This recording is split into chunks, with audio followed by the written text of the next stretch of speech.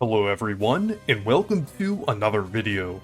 And as you might already know, Super Mario Party Jamboree has boss minigames, which have been absent from the past 3 Mario Party games.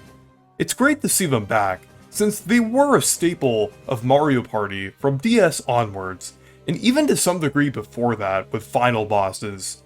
So the boss selection this time is actually fairly unique compared to past games, since they were using characters and enemies that I didn't expect.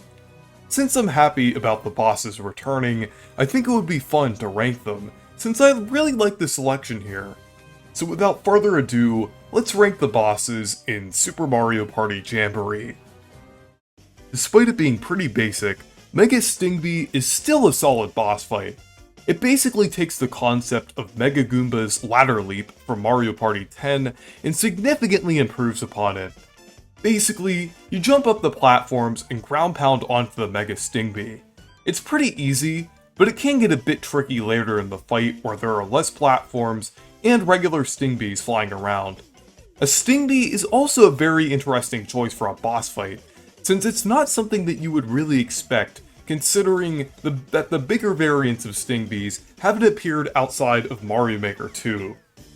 Like some of the other bosses in the game, the fact that it's an unexpected enemy to become a boss kind of makes it more interesting, so while the boss isn't particularly special, it's still fairly solid. Next up is Dragoneel, a character that hasn't appeared much outside of New Super Mario Bros. U, but it makes for a fun boss fight. In this boss, you have to collect Koopa shells while riding on jet skis, while avoiding urchins, then avoiding the whirlpool, and then mashing to attack the Dragoneel. It's definitely a fun setup and way to take down the boss. However, I do feel like it is a bit too repetitive and easy. There aren't really that many obstacles that are added between phases, and the whirlpool part barely gets any more difficult. I wish they would have added a few more obstacles in Phase 2, like Mares or Sushi, that try to attack you when you're collecting the shells, or they could also add urchins in the whirlpool sections. But it still is a fun boss regardless. I like the fact that they picked Dragoneel, since it is a fairly obscure enemy despite being from New Super Mario Bros. U. The only other games it appears in is Mario Party 10, Super Mario Party, and Mario plus Rabbids Sparks of Hope, so it's really cool seeing one have a more interesting role in Jamboree. This is probably the biggest role that a Dragoneel has ever had, because usually it's a background character or a set piece. Imposter Bowser is definitely a great boss fight, but it is slightly underwhelming for a final boss. I do appreciate the added challenge compared to other bosses here though.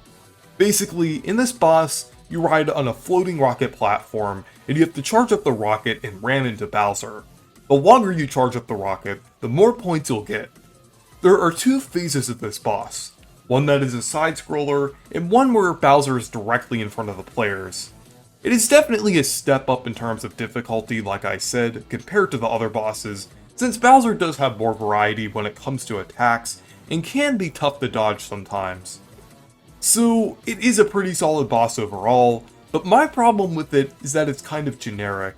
It's just another Bowser fight in a standard looking Bowser castle, which has been the final boss in so many Mario Party games over the years, going all the way back to 4. I think everyone was expecting this boss to be Imposter Bowser, and it doesn't help that there are already Bowser minigames, so I wish they would have done something a bit more interesting. Even if Imposter Bowser just took on a slightly different form, like something akin to Fury Bowser or Castle Bowser, that would have at least been a little more interesting. But it still is a good boss regardless, and I did enjoy it. In second place, we have Boss Sumo Bro, which is a very engaging and unique boss compared to the others. Rather than directly attacking this boss, you have to connect the circuits to fire an electrical beam back at the boss Sumo Bro. It's very fun and can definitely get intense if you're playing this with a group of friends. It's really satisfying to try to find the best solutions to the puzzle, and there are different strategies that I like to use, like going from the top or the bottom of the puzzle. And in the second phase, regular Sumo Bros appear, and interfere with the player's circuits. It's just a really fun concept for a boss, since it incorporates puzzle elements in a way that feels very intense when competing with others.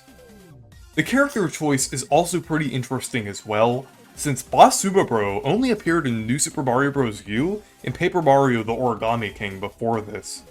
So this is basically his third appearance ever. Boss Sumo Bro is also not some ordinary Sumo Bro either. He's actually a distinct character, kind of like King Bob-omb or Goomboss, that's kind of like a big, kind of interesting version of that species. And finally, the best boss in Super Mario Party Jamboree is Mega Rocky Wrench. Basically, in this minigame, you're on an airship controlling a cannon, and you have to shoot the Mega Rocky Wrench.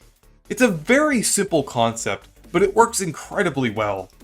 Since you and your opponents have a bit of a cooldown between shooting the cannonballs, it adds tension to the competitive element of the boss.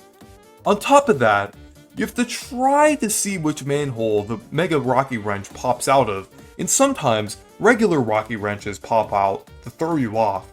The small Rocky Wrenches even throw wrenches at you, which make you lose points when you're not paying attention and don't shoot them down.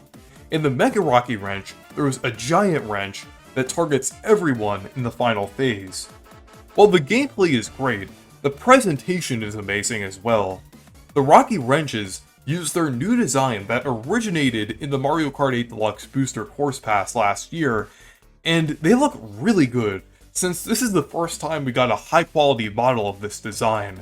I really like this design, since it's based off of their original appearance from Super Mario Bros. 3, complete with their pointy snout, darker fur, white claws, and the shell on their backs. Definitely a step up from the generic Monty moles with goggles from previous games. One final thing that I love about this boss minigame is the music, because it is an absolute banger. One of my favorite minigame themes from this game. So overall, this was a very fun and exciting boss. Definitely my favorite in the game. So anyways, that's my ranking. All of the bosses are solid at the very least, and are well designed throughout. The character lineup is pretty good compared to the Wii U and 3DS entries, since it's not quite as generic, and I like how they choose a lot of uncommon enemies. So yeah, let me know your thoughts on the bosses in the comments. So anyways, thank you guys for watching this video. Make sure to leave a like and subscribe for more, and make sure to check out my Discord server and Twitter if you want to. Goodbye.